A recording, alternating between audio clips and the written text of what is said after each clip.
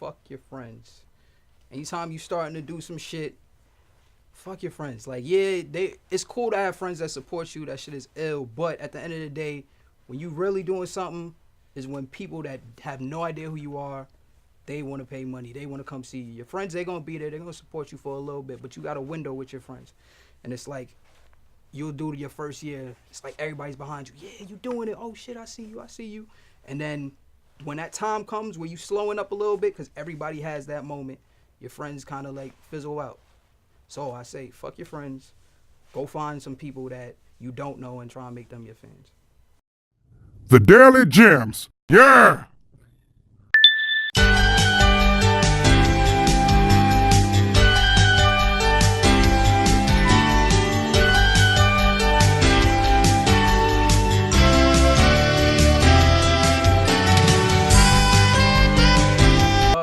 I guess it was just listening to music, just growing up, you know what I mean? Like, I didn't even start off listening to hip-hop primarily just because my mom wasn't letting me listen to that.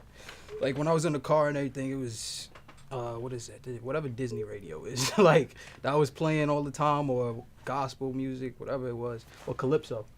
And then I ended up taking a lot of my brother's CDs, and that's how I got into hip-hop. So, yeah, that was the start of that. And, like, just listening to a bunch of that and kind of, like, figuring out what I like and translating that into myself. That's how I developed my sound. Yeah, in a sense, I actually got in trouble, like 4th grade. I had Snoop Dogg, Rhythm and Gangsta. I had that. My teacher caught me with it, and she was like, "Does your mom let you listen to this?" I'm like, "Yeah." So she took it, and like, "All right, when you have parent-teacher conference, I'm going to tell her about it." So then my mom was just like, "Yeah, that's what you doing?" It really wasn't a big thing. Now, like, thinking back to it, they made that way bigger than it was supposed to be. Like, whatever, but I get it. I was 9, so. About like 9 years old, that's when I started writing. I had this book, because in 3rd grade, my teacher, she thought I was like a really good writer or whatever, like stories. And she gave me this Harry Potter book, like journal thingy. And I just used to write mad stories and that shit. And once I started listening to hip hop heavily, like that's when I just started taking my hand at writing raps. And that was like the start of it. When I was 9 years old. In the future, I feel like videos. I want to make TV shows eventually at some point, but like that's far future. But I definitely have like ideas for TV shows that I've been thinking of and things like that. But I feel like music is like where I really see shit going right now. It's like, yeah, music's gonna be the focus. Okay. Yeah, I mean, I don't want to say a gateway because I guess it does provide other opportunities, but that's not what I'm using it for. You know what I'm saying? Like, those things I plan on doing whenever I plan on doing them, but it's not based off of the music. Like, when I when I put other hats on, I want to be that other hat. Like, I don't want to be, oh, because you know me as HDBEENDOPE, you respect me in this other light. Like, nah. I want to start so now if I'm HDBEENDOPE, let's say I'm this big rapper, right? And now I jump into acting. I don't want people to be like, oh yeah, he's dope just because we know him from this. Like, I want you to look at me as a new actor, essentially. You know what I'm saying? Okay. Yeah. So when I was 14, I used to go by Hitmaker D because I was producing. And I was rapping, but I was saying Hitmaker D on record, and I thought, it was like, yo, this is mad long. It sounds stupid on the songs. So I'm like, all right, word, I'm going to shorten it to HD. And so essentially it meant like Hitmaker D at the time. But then as I started making more music, and it was really J. Cole that kind of like changed my perspective on hit records. And I was just like, I don't want to make hits. Like, that's not what I'm focused on. So the HD, I just kind of took it as like high quality, like, because I was working with such bullshit. Like, I was recording on a $50 mic for the longest, but it was a lot of people asking me like, yo, what studio you go to? And for me, that was like, oh shit, I'm using these things that most people would shit on, and I'm making them sound as if they were much bigger. So I was like, all right, word, everything that I do, I want it to be at the highest quality. And then BEENDOPE actually came from a record I did 2012, and I said, fuck the new artist title, HDBEENDOPE. And then I needed a Twitter name, and I was like, HDBEENDOPE. Like, it's just like, all right, word. And then, so I was running with just HD for the longest, but then obviously trying to Google HD, that's you losing right there easily, you know what I'm saying? So I was like, all right, HDBEENDOPE. And yeah, that was the thing. Shout out to J Hart, because he definitely was telling me that for the longest. Change the shit, change it. But yeah. Yeah. Everything is just trial and error for me from jump. Like, I started making beats because I didn't have money. It was like, all right, word, I'm not gonna pay anybody for studio time. I'm not gonna do any of that. So I was like, all right, figure it out. And the story behind that is actually kind of funny. So this was 13 going into high school, and we had like this summer bridge program, and we had an art class, and she was like, cut out shit from magazines and make this collage basically of what represents you. So I find this thing in the Source magazine that said Tracks Pad, and it was a game for PSP, like this beat making game. So one of these days, I'm talking to my grandmother. I'm like, oh yeah, I need $20 to, I think I was telling her for the train or something, some wild shit. I was just telling her I need $20, and my mother said that she was supposed to give it to me. I'm lying my ass off. So whatever, I go get this $20, and then I go to Flatbush, the GameStop over there, and I go buy this game. And I got in trouble like crazy for that, because once my mom found out, like, you told your grandmother I told her to give you $20, it was bad. But that's how I started making beats.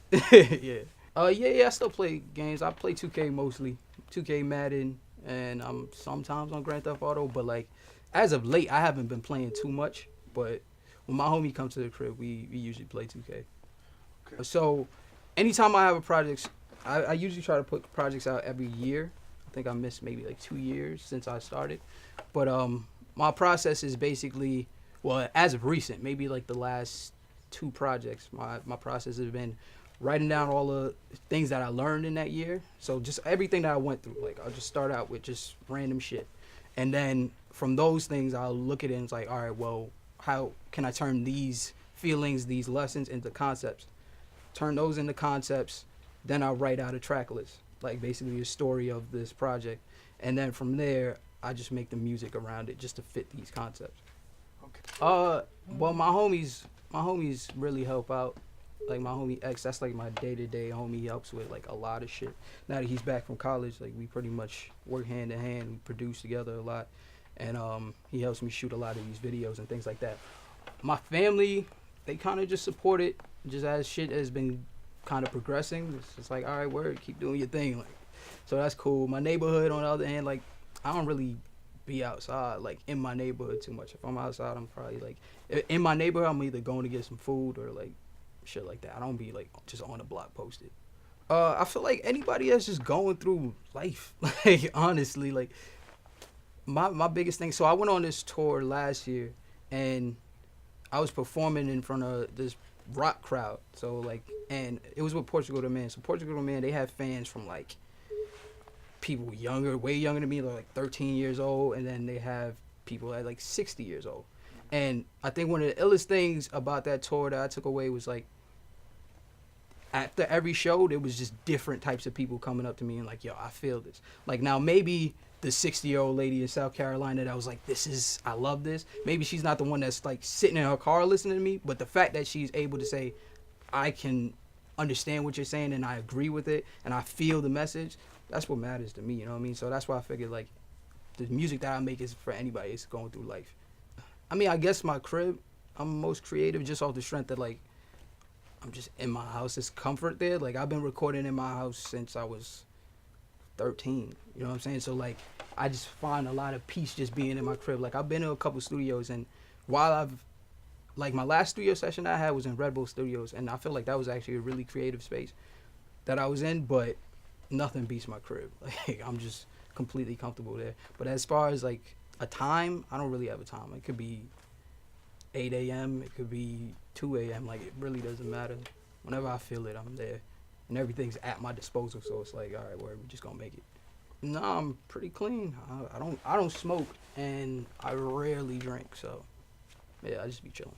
I feel like now my creative process compared to way when I started is like I'm more focused on making a full song. Like, a lot of my early stages of things was like, I want to be the best rapper. Like, I just want to rap niggas' heads off and show everybody I can rap. And it was like, that's just cool, but when somebody comes to you and is like, yo, this song touched me, that shit is way different than being like, yo, you mad nice. It's like, all right, cool. All the homies in the Timbs and the beepers on the belt buckle, they tell me, mad nice, but it's like, that shit lasts. It's like, all right, that's cool. But when somebody's like, yo, this song means something to me, like, that's different. So I've always well, not always, but I made that transition to like switch into things that meant something to people. And the way I know it means something to people is if it means something to me.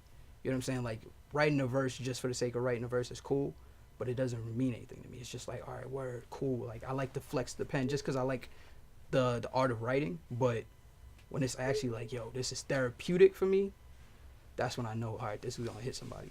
That's what I care about. Not at all, honestly. Like it's cool to have this basis, you know, being in New York, just because like when you go places, you tell people I'm from Brooklyn, like it kind of holds weight. It's like something to be proud of. So I love that. But as far as, you know, putting that weight on myself, like, yo, I gotta represent New York. It's like, nah, I'm a person. Like I'll represent me and, you know, the people that fuck with me. So usually I'm like just watching mad documentaries. That's what I'm into. Like just because I like to study shit that I don't know about. So like the other day, it's maybe a couple months ago, but I was watching this documentary about vampire kids, like kids that think they vampires and they like be sucking each other's blood and some still most weird shit. But it was just like, I'm trying to understand what the fuck makes you do that. Like I just like shit like that. Like just trying to understand people. And even if it's like something that I don't care for, like one of the biggest things about me is like, so let's say me and you are opposing sides of an argument, right? And we have this conversation, right? I will then go to somebody else and argue from your perspective, just to see where my flaws are in my arguments, because somebody else might have a different argument that I didn't even think of from my side. You know what I'm saying? Like I just like shit like that. I just like to understand all realms of people. It's cool to me. Son, I feel like it's fire now. Honestly, like you can find anything that you looking for if you actually willing to put the work in for it. Like I see a lot of people like they like to complain about the state of it, and I definitely understand it just because certain things that are projected to us, like really held up to the light, might not be what you want. But if you can go find what you want, and the power is in the consumer. So if you say this is the guy, you can then go put that on to all your friends and tell people about him and really try and build this person's profile up. But like a lot of people don't want to do that. They just want to complain. My thing is, if I try not to complain about shit that I'm not going to change. So if I'm not changing it, well, you complaining just to be mad? Like, what the fuck is the point of that? Macy's Joint is probably my favorite song to perform just because you can see people dance. Like I always make a speech before I perform that song, and I tell everybody like, fuck looking weird, like just have fun right now. Like for this song, I just want you to feel it. If the shit makes you just jump up and down, if it makes you like move your head side to side, whatever the fuck it is, just do that shit. And it's very interesting just to see how people react to it. Like especially like it's when I was on tour and doing all these different shows. Like the crowds, like seeing how people move to that song specifically, and even going to Europe and seeing how people move to that song is like, it's pretty interesting. But I feel like people like, they let loose, and I like that. It's like, I don't know, I feel like I'm a different person in a sense. Like I'm me, because it's definitely a realm with me, but I'm just at this supreme level of confidence, supreme level of comfort. Like I just be on there and I chill. Like I love being on stage. Yo, what's up? It's HDBEENDOPE, and my daily gem for today is fuck your friends. Anytime you starting to do some shit, fuck your friends. Like yeah, it's cool to have friends that support you. That shit is ill. But at the end of the day, when you really doing something, is when people that have no idea who you are, they want to pay money. They want to come see you. Your friends, they gonna be there. They're gonna support you for a little bit, but you got a window with your friends, and it's like, you'll do your first year. It's like everybody's behind you. Yeah, you doing it. Oh shit, I see you. I see you. And then when that time comes where you slowing up a little bit, because everybody has that moment, your friends kind of like fizzle out. So I say, fuck your friends. Go find some people that you don't know and try and make them your fans. That's my jam. On the next episode of Above the Radar, we've got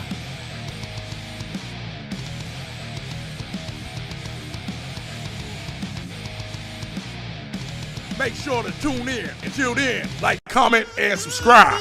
Hit that notify. You come around over here, we gonna tell you mother. Wow.